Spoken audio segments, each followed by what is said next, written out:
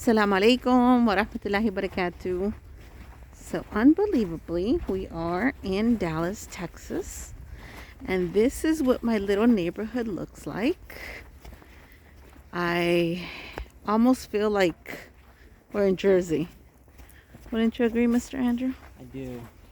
Especially since in Jersey we used to walk everywhere even when it was snowing. So now we're, going to go to the supermarket, and it does give me Jersey vibes, and I love it. Yeah, because I refuse to drive in this, in this weather. There's no plow machines here. Therefore, it's hard to drive.